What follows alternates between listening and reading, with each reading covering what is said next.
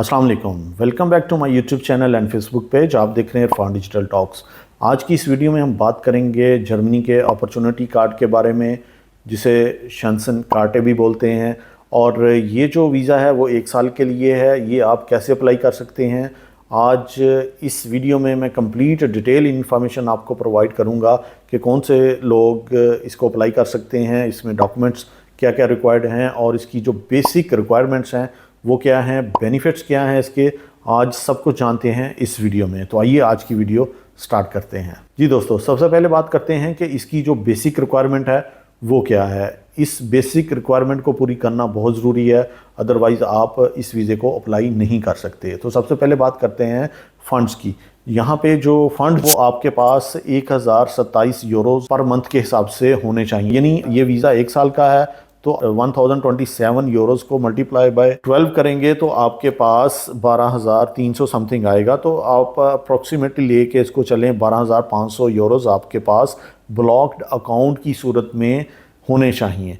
ये blocked account क्या है कि ये फंड्स रिज़र्व होने चाहिए, आप इनको यूज़ नहीं कर सकते। ये आप जर्मनी के किसी भी अकाउंट में इसको एज रिजर्व रखेंगे ताकि आप जब वहाँ पे जाएं तो इसको आप यूज़ कर सकें अपने रोज़मर्रा एक्सपेंस के हवाले से। नेक्स्ट, अगर आप as a skilled worker apply करना चाहते हैं तो यूनिवर्सिटी डिग्री और vocational qualification obtained are recognised in Germany. तो अगर आप स्किल्ड वर्कर हैं तो उसके लिए यूनिवर्सिटी की डिग्री या फिर वोकेशनल क्वालिफिकेशन रिकॉग्नाइज्ड होनी चाहिए जर्मनी में, यानी कि जर्मनी आपकी यूनिवर्सिटी को रिकॉग्नाइज करता हो। नेक्स्ट है कि अगर आप पॉइंट बेस पे अप्लाई करना चाहते हैं तो then completion of a degree or at least 2 years of vocational training that is recognized by the state in which it was obtained। जहाँ से वो डिग्री या वो जो डिप्लोमा या सर्टिफिकेट आपने हासिल किया है तो वो आपके होम कंट्री से रिकॉग्नाइज होनी चाहिए। इसके अलावा अगर आप पॉइंट बेस पे अप्लाई करना चाहते हैं, ये पॉइंट बेस क्या सिस्टम है कि मिनिमम 6 पॉइंट्स चाहिए आपको इस वीज़े को अप्लाई करने के लिए। अगर आप पॉइंट बेस पे अप्लाई करना चाह रहे हैं तो उसके लिए क्या है कि जर्मन लैंग्वेज का जो स्किल लेवल है A1 आपके पास होना चाहिए, इसका सर्टिफिकेट चाहिए आपको। इसके साथ अगर आप इंग्लिश लैंग्वेज कोर्स की बात करें तो उसका जो स्किल लेवल है वो B2 होना चाहिए। जो आइल्स का B2 लेवल होता है वो 5.5 to 6 बैंड के मुसावी होता है। तो आपको 5.5 to 6 बैंड लाजमी लेना है इस वीज़े को अप्लाई करने के लिए। ये तो थी चंद बेसिक रिक्वायरमेंट इस वीज़े के हवाले से। अब बात कर लेते हैं डिटेल डॉक्यूमेंट्स की, जो डॉक्यूमेंट्स इस वीज़े को अप्लाई करने के लिए चाहिए। मैं कुछ वेबसाइट का आपको भी बताऊंगा, वो मैं आगे चल के बताता हूं। वो बहुत ज़रूरी वेबसाइट्स हैं, आपने उनको लाजमी विज़िट करना है अगर आपने अप्लाई करना है या आपने अपनी जो यूनिवर्सिटी की जो रिकॉग्निशन है वो चेक करनी है, एलिजिबिलिटी है, वो सारा कुछ आपको मैं अभी इस वीडियो के एंड पे बताता हूं। तो अभी बात कर लेते हैं डॉक्यूमेंट्स की। डॉक्यूमेंट्स में सबसे पहले आपके पास चेकलिस्ट है वो होनी चाहिए। वीज़ा एप्लीकेशन फॉर्म फिल किया होना चाहिए, इस वीज़ा एप्लीकेशन डिक्लेरेशन फॉर्म होना चाहिए। ये जो इंफॉर्मेशन प्रोवाइड कर रहे हैं वो A to Z जो है वो सही है, एक्यूरेट है। इसके अलावा अपॉइंटमेंट कंफर्मेशन लेटर जो आपको अपॉइंटमेंट मिलेगी एम्बेसी की तरफ से, वो आपने लेटर भी इन डॉक्यूमेंट्स के साथ लगाना है। इसके अलावा ब्लॉक्ड अकाउंट, उसमें जो फंड्स हैं वो 1027 यूरोज़ के हिसाब से पर मंथ आपके पास होने चाहिए। वो तकरीबन 12,300 समथिंग बनते हैं, तो आप अप्रॉक्सीमेटली ले लें उसको 12,500 आपके पास 1 ईयर के एक्सपेंस को मीट करने के लिए ये फंड्स ब्लॉक्ड अकाउंट की सूरत में होने चाहिए। इसके अलावा एजुकेशनल सर्टिफिकेट, इसमें आपकी ओरिजिनल डिग्री और उसकी कॉपी, और इसके बाद मार्कशीट जिसको बोलते हैं ट्रांसक्रिप्ट्स, उसकी कॉपी भी और ओरिजिनल ये भी साथ होनी चाहिए। इसके अलावा आपका एक्सपीरियंस सर्टिफिकेट्स, जितने भी आपके एक्सपीरियंस सर्टिफिकेट्स हैं वो भी लाजमी आपने यहाँ पे अटैच करने हैं इस एप्लीकेशन के साथ, वो भी ओरिजिनल। इसके अलावा लैंग्वेज प्रोफिशिएंसी सर्टिफिकेट, वो इंग्लिश में हो या जर्मन में, जो भी लैंग्वेज आपको आती है वो आप लाजमी इस एप्लीकेशन के साथ सर्टिफिकेट लगाएंगे। इसके अलावा स्टेटमेंट ऑफ कंपेरेबिलिटी, आपकी जो यूनिवर्सिटी की रिकॉग्निशन है या इक्विवेलेंसी है वो आपने यहाँ पे लाजमी लगानी है। वो ज़ैब से होगी, तो वो कैसे होगी वो मैं आपको बताऊंगा वीडियो के लास्ट में कि वो आपने कैसे करवानी है। इसके अलावा आपकी हेल्थ इंश्योरेंस जो है वो लाजमी चाहिए 1 साल के लिए, ताकि आपको किसी भी इमरजेंसी की सूरत में उसको यूज़ कर सकें। इसके बाद original passport plus copy ID card आपके होम कंट्री का प्लस फोटोकॉपी, 2 फोटोज़ होनी चाहिए और रिज्यूमे चाहिए। अब इसका जो प्रोसेसिंग टाइम है वो आपको बताता चलूँ कि ये डिफरेंट कंट्री का डिफरेंट प्रोसेसिंग टाइम है। यहाँ पे जो यूएई में इसका जो प्रोसेसिंग टाइम है वो 2 से 6 माह है। ये डिपेंड करता है आपको अपॉइंटमेंट कब मिलती है, फिर उसकी जो एप्लीकेशन की जो स्क्रूटनी होती है वो देख के फिर आपको वो वीज़ा इशू किया जाता है। तो ये 2 से 6 माह का प्रोसेस है इस वीज़े को हासिल करने के लिए। इसके अलावा वीज़ा की जो फ़ी है वो 75 यूरोज़ हैं, और इसके अलावा अगर आप ज़ैब से अपनी डॉक्यूमेंट्स की जो इक्विवेलेंसी है वो हासिल करेंगे तो वो 200 समथिंग है, 200 यूरोज़ आप उसके भी लगा लें। तो ये डिफरेंट फ़ी है जो आपको पे करनी है। अब बात करते हैं इसके बेनिफिट्स की। इसके जो बेनिफिट्स हैं वो ये हैं कि ये जो वीज़ा है ये एक्सटेंडेबल है। सबसे बड़ा फ़ायदा इसका ये है कि ये एक पाथवे है टू जर्मन पीआर, और दूसरा फ़ायदा इसका ये है कि मल्टीपल एंट्री वीज़ा है 1 ईयर के लिए। आफ्टर 1 ईयर आप इसको फर्दर 2 ईयर्स के लिए एक्सटेंड भी कर सकते हैं। और इसके अलावा पार्ट टाइम वर्क अलाउड है आपको 20 आवर्स पर वीक आप काम कर सकते हैं, और वहाँ पे अपने रोज़मर्रा के जो एक्सपेंस हैं उनको मीट कर सकते हैं इस अर्निंग के थ्रू। इसके अलावा ट्रायल बेस पे आप जॉब कर सकते हैं 1 से 2 वीक। अगर आपका एम्प्लॉयर चाहता है कि आप उनको ट्रायल दें या आपकी जो वो परफॉर्मेंस है वो चेक करना चाहते हैं अकॉर्डिंग टू जॉब डिस्क्रिप्शन, तो आप ट्रायल बेस पे जॉब भी कर सकते हैं, ये भी अलाउ है। और इसके अलावा सबसे बड़ा बेनिफिट, जैसा कि मैंने पहले बताया, कि एक पाथवे है जर्मन पीआर के लिए, तो ये कन्वर्टेबल है वर्क परमिट या ब्लू कार्ड के लिए after getting a job in Germany. और इसके अलावा आप यूरोपियन यूनियन के जो कंट्रीज़ हैं वहाँ पे ट्रैवल भी कर सकते हैं। Can plan for interviews before the departure, आपका जब वीज़ा आ जाता है, आपको मिल जाता है, तब आप प्लान कर सकते हैं अपने इंटरव्यूज़ को। आप जाने से पहले डिफरेंट कंपनीज़ को अप्रोच कर सकते हैं और जो या जॉब्स अवेलेबल हैं उनके लिए अप्लाई करें। अगर आपके इंटरव्यूज़ शेड्यूल हो जाते हैं तो आप वहाँ पे जा सकते हैं और अपने इंटरव्यूज़ कंडक्ट कर सकते हैं। तो ये इसके मेन जो थे वो बेनिफिट्स हैं। जी दोस्तों, सबसे अहम जो पार्ट है वीडियो का वो ये वाला है, इसको मिस ना कीजिएगा। यहाँ पे मैं आपको अभी इसका जो क्रक्स है वो अभी मैं बताने वाला हूँ, जिसकी बेस पे आप वीज़ा अप्लाई कर सकते हैं या आप एलिजिबल हैं या नहीं हैं, वो आप यहाँ से डायरेक्टली खुद अपनी एलिजिबिलिटी चेक कर सकते हैं। इसको आप 2 पार्ट में डिवाइड कर सकते हैं। एक वो पार्ट है कि जिनके पास बैचलर्स डिग्री है या मास्टर्स डिग्री है और उनकी यूनिवर्सिटीज़ जर्मनी में रिकॉग्नाइज हैं, उनके जो कोर्सेज हैं, जो बैचलर्स या मास्टर्स डिग्री की हुई है, वो यहाँ पे उसकी जो रिकॉग्निशन से इस वेबसाइट पे आप चेक कर सकते हैं। इसमें ये वेबसाइट का लिंक मैं वीडियो की डिस्क्रिप्शन में दे दूंगा। एनाबिन ट्रांसलेट कर लें इंग्लिश में, क्योंकि ये जर्मन में होगी तो आप इसको इंग्लिश में ट्रांसलेट कर लें। इस तरह ये पेज आपके सामने ओपन हो जाएगा।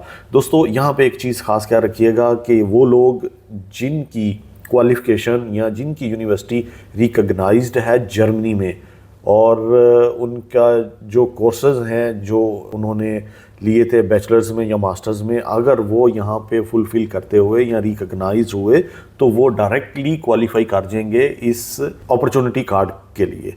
तो आपने करना क्या है, इस वेबसाइट का लिंक ओपन कर लेना। पहले आप चेक करेंगे अपना इंस्टीट्यूट, आप पहले अपनी यूनिवर्सिटी चेक करेंगे वो रिकॉग्नाइज्ड है या नहीं है। फिर उसके बाद आप अपनी डिग्री चेक करेंगे, तो आपकी अगर डिग्री रिकॉग्नाइज हुई तो आप डायरेक्टली अप्लाई कर सकते हैं। उसके लिए शर्त ये है कि आपकी एक तो ये डिग्री रिकॉग्नाइज होनी चाहिए, दूसरी शर्त ये है कि आपके पास 12,300 समथिंग ये फंड्स ब्लॉक्ड अकाउंट की सूरत में आपने जर्मनी में रिजर्व रखना है। और तीसरी ये है कि आपको फिर 5.5 या 6 बैंड लेना ज़रूरी है। ये 3 रिक्वायरमेंट अगर आप पूरी करते हैं तो आप डायरेक्टली अप्लाई कर सकते हैं अपना अपॉर्चुनिटी कार्ड या शेंसन कार्ड।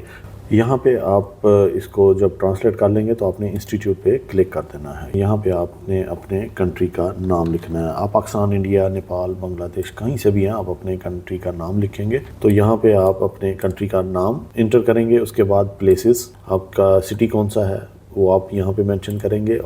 यहाँ पे पाकिस्तान इंटर करेंगे तो तमाम पाकिस्तान की जो यूनिवर्सिटीज़ वो यहाँ पे आ जाएंगी जो रिकॉग्नाइज्ड हैं जर्मनी में। आप यहाँ पे देख सकते हैं इंस्टीट्यूट के नाम हैं, ठीक है, लोकेशन है कहाँ पे है, बरदान, एबटाबाद, पेशावर, और इसके अलावा यहाँ पे टाइप ऑफ इंस्टीट्यूशन कौन सा है, फिर उसका स्टेटस, यहाँ पे कंट्री आ रहा है। स्टेटस बहुत इंपॉर्टेंट है। अगर H+ लिखा हो तो इट मीन्स आपकी यूनिवर्सिटी रिकॉग्नाइज्ड है। अगर H माइनस हो तो आप समझ लीजिएगा कि आपकी यूनिवर्सिटी रिकॉग्नाइज नहीं है। कुछ के साथ H प्लस माइनस होगा तो इट मीन्स के वो पार्शली रिकॉग्नाइज हैं उसके कुछ कोर्सेज और पार्शली रिकॉग्नाइज नहीं हैं।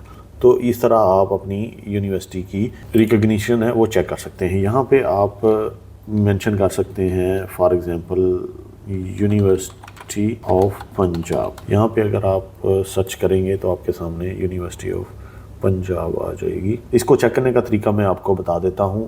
पहले तो आपको पता चल गया कि ये आपकी जो यूनिवर्सिटी है वो रिकॉग्नाइज है। अगर H प्लस लिखा है तो आपकी यूनिवर्सिटी रिकॉग्नाइज है। अगर H माइनस होगा तो आपकी जो यूनिवर्सिटी है वो रिकॉग्नाइज नहीं होगी। अब यहाँ पे मैं क्लिक करूँगा यूनिवर्सिटी ऑफ द पंजाब पे, तो यहाँ पे आप देख सकते हैं इसका स्टेटस H प्लस है, ओके। और यहाँ पे आप देख सकते हैं बैचलर ऑफ कॉमर्स। अगर 2 साल का है तो A2 क्लास आपको इसमें इक्विवेलेंसी है तो आप एलिजिबल नहीं है। वो डिग्रीज़ जिसके साथ A4 लिखा हुआ है वो सारी डिग्रीज़ जर्मनी में रिकॉग्नाइज हैं। आप अपॉर्चुनिटी कार्ड के लिए अप्लाई कर सकते हैं। ये जो PGS है पोस्ट ग्रेजुएट, ये रिकॉग्नाइज नहीं है, आप इसके लिए अप्लाई नहीं कर सकते। वो डिग्रीज़ जिनके साथ A4 लिखा होगा तो वो डायरेक्टली एलिजिबल हैं इस शेंसन कार्टे के वीज़े को अप्लाई करने के लिए। ये A2 वाले जिनकी जो बैचलर्स है वो 2 इयर्स की है वो एलिजिबल नहीं है। तो A4 वाले जितने भी बैचलर्स के जो कोर्सेज़ हैं वो सारे एलिजिबल हैं, या मास्टर्स के भी अगर A4 वाले हैं तो वो भी एलिजिबल हैं। तो दोस्तों ये है अपने डिग्री और यूनिवर्सिटी की रिकॉग्निशन चेक करने का तरीका। और इसको आप यहाँ से इसकी जो सॉफ्ट कॉपी है वो लाजमी इसको डाउनलोड कर लें यहाँ से, ताकि जब आप अपनी एप्लीकेशन सबमिट करें तो ये प्रिंट भी आपने लाजमी साथ लगाना है, ताकि उनको पता हो कि आपकी जो यूनिवर्सिटी है वो रिकॉग्नाइज है और आपका कोर्स जो है वो भी रिकॉग्नाइज है, आपकी बैचलर्स या मास्टर्स डिग्री रिकॉग्नाइज है। जी दोस्तों, दूसरा पार्ट ये है कि ये ज़ैब की वेबसाइट है, इसको आपने ओपन कर लेना है। इसका लिंक भी वीडियो की डिस्क्रिप्शन में मौजूद है। अगर आपकी डिग्री या आपका डिप्लोमा रिकॉग्नाइज नहीं है जर्मनी में तो फिर आपने यहाँ से स्टेटमेंट ऑफ कंपेरेबिलिटी हासिल करनी है। इसको आपने ऑनलाइन अप्लाई करना है और आपने अपने डॉक्यूमेंट्स की जो इक्विवेलेंसी है, कंपेरेबिलिटी है, वो आपने करवा के आपने अपनी अपॉर्चुनिटी कार्ड की जो वीज़ा एप्लीकेशन होगी उसके साथ अटैच करनी है। ये आपने लाजमी काम करना है। अगर आपकी यूनिवर्सिटी या आपकी जो डिग्री है वो रिकॉग्नाइज नहीं है अनाबिन की वेबसाइट पे, तो फिर आपने यहाँ पे ज़ैब पे आ जाना है। यहाँ से आप अपनी सारी डिटेल आप प्रोवाइड करेंगे और आप यहाँ से अपनी उस डिप्लोमा की या डिग्री की स्टेटमेंट ऑफ कंपेरेबिलिटी हासिल कर लेंगे और इसको फिर आप अपनी उस एप्लीकेशन के साथ अटैच कर देंगे। इस वेबसाइट की या आपके जो डॉक्यूमेंट्स की जो कंपेरेबिलिटी है या उसकी जो इक्विवेलेंसी है वो आपको देंगे, तो वो उसकी जो फ़ी है वो 205 या 6 यूरोज़ है, तो आपने वो पे करनी है, तो आपको ये स्टेटमेंट मिल जाएगी। अब पॉइंट स्कोरिंग सिस्टम कैसे चलता है ये मैं अभी आपको बता देता हूँ। The scoring system at a glance बहुत ही इंपॉर्टेंट पार्ट है। वो लोग जो पॉइंट बेस पे अप्लाई करना चाहते हैं, वो लोग जो ज़ैब से कंपेरेबिलिटी स्टेटमेंट के थ्रू इक्विवेलेंसी हासिल करेंगे तो वो फिर इस सेक्शन में आएंगे। उनको फिर पॉइंट सिस्टम या स्कोरिंग सिस्टम की बदौलत आपको फिर अप्लाई करना पड़ेगा। चलें अभी देखते हैं the scoring system at a glance. If the basic requirements listed above are fulfilled and there is no direct qualification as a skilled worker, the required minimum score of 6 points can be obtained via the following criteria in order to receive the opportunity card. Partial recognition of a foreign educational qualification. If you have already undergone the procedure for recognizing your foreign qualification and partial equivalence has been established as a result, you will receive 4 points. अगर आपने अपनी जो comparability statement है तो वो हासिल कर लिया तो आपको 4 points मिल जाएंगे यहाँ पे। The same applies in the case of a regulated profession if compensatory measures are still required for the license to practice. Qualification in shortage occupations. If your qualification belongs to a so called shortage occupation, you will receive a 1 point। यहाँ पे list है, इसको आप open करेंगे तो आपके सामने उन ऑक्यूपेशन की लिस्ट आ जाएगी जो शॉर्टेज हैं, जो वहाँ पे डेस्परेटली रिक्वायर्ड है जर्मनी में कि ये लोग हम जल्दी आएँ ताकि वो शॉर्टेज को पूरी कर सकें। Manufacturing manager, mining manager, construction manager, supply, distribution and related manager. So ये सारी डिटेल है, आप इसको स्टडी कर सकते हैं। अगर आपका प्रोफेशन इस कैटेगरी में आता है तो आपको एक एक्स्ट्रा पॉइंट मिल जाएगा। तो इस तरह फिर professional experience, if you can prove that you have at least last 2 years of professional experience appropriate to your qualification that you have acquired within the last 5 years। अगर आपने last 5 years में कम से कम 2 साल अपने profession या qualification के मुताबिक काम किया है तो तब भी आपको 2 पॉइंट मिलेंगे। If you have at least 3 years of professional experience within the last 7 years, you will receive 3 points। तो अगर आपने 7 years में 3 साल जो एक्सपीरियंस है आपका प्रोफेशनल है और आपकी क्वालिफिकेशन के मुताबिक है, तब आपको 3 पॉइंट मिलेंगे। तो यहाँ से भी आप पॉइंट हासिल कर सकते हैं।